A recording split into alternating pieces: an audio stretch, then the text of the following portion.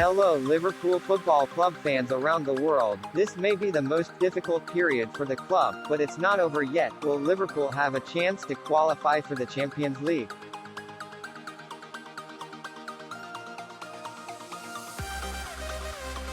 Liverpool started February with a disastrous defeat to Wolves and plunged into crisis.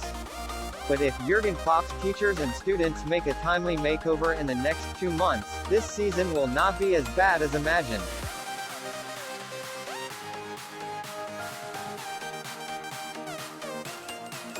At the same time last season, Liverpool was one of the strongest teams in the world and had the ambition to be fourth. So no matter how the current season ends, it is still a catastrophic decline for the Reds.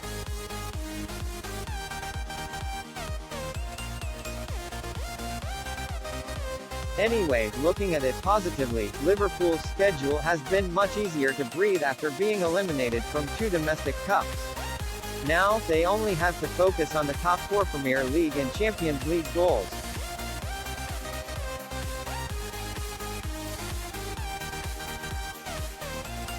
Winning the Champions League is very difficult, but compared to reaching the top 4 in the Premier League this season, the difficulty must be equal.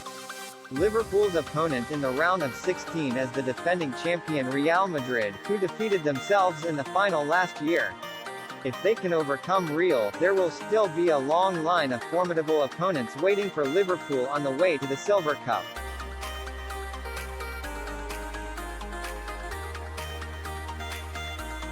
It's so difficult, but Liverpool still have to try. Only going deep in the European Cup can their honour be salvaged somewhat this season.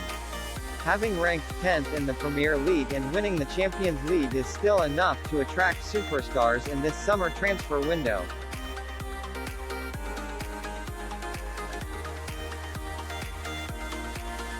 The first leg at Anfield will take place on February 19, and the second leg at Madrid will take place on March 16. With 2 matches separated by nearly a month, Liverpool have enough time to properly calculate personnel.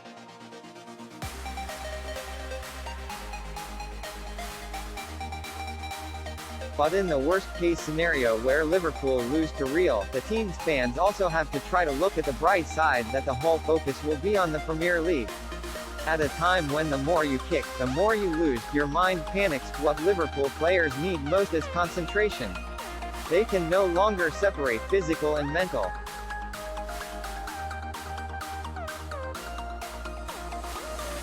Remember 2 seasons ago, the 2020-21 season when football was ravaged by COVID-19, Liverpool experienced a series of 6 home defeats in the Premier League. They even lost 3 key defenders, Van Dijk, Matip and Gomez in the second leg. At one time, the Reds' central defenders were 2 names, Nat Phillips and Reece Williams. However, with the spirit of perseverance, Liverpool had a 10-match unbeaten streak, of which won 8 matches at the end of the season to finish in 3rd place.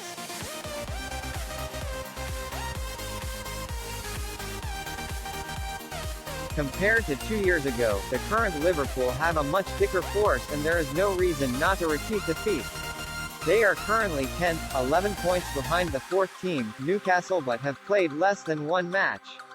If the match is won, the gap remains 8 points. Most importantly, Liverpool still has the second leg to face Newcastle directly. No one else, Klopp's teachers and students, are the only team that has beaten the Premier League so far.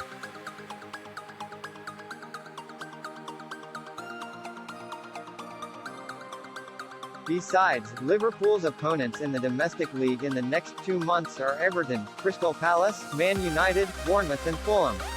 By the beginning of April, Liverpool will have 2 big battles with Man City and Arsenal.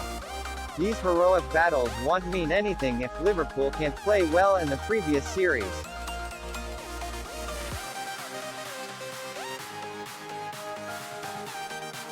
The mission is simple, win them all. But to win, Klopp needs to make some strong decisions, such as removing Mo Salah from the main squad when Hoda and Diaz return. The performance of the Egyptian striker has fallen dramatically and it cannot be argued that he is affected by the instability of the collective. Salah missed a lot of boss situations and made the home team directly lose points.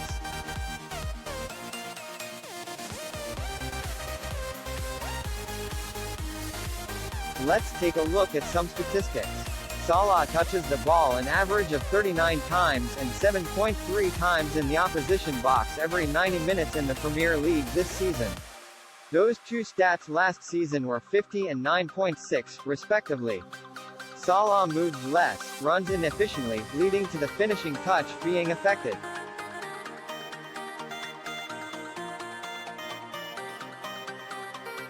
Salah's actual performance is not recent.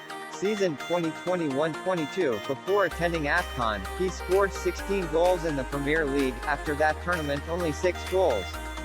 Currently, Salah has only scored 7 goals, and the last time he opened fire in the domestic league was from the match against Aston Villa at the end of December last year.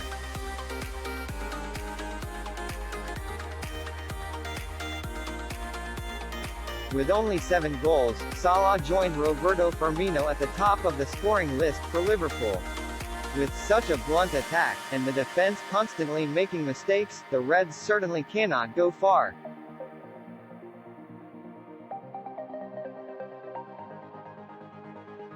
Letting Salah out is also a way for him to rest.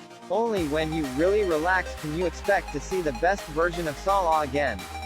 Otherwise, the Egyptian king will stay quiet until the end of the season.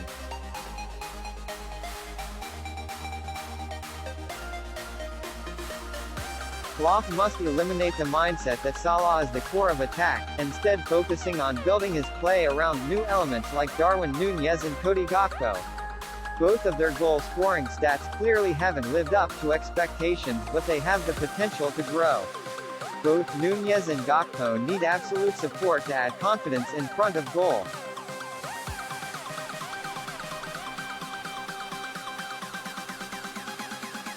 Only by focusing on the end of the season games can Liverpool return to their familiar position in recent years. As a Liverpool fan, I wish all the best to this club.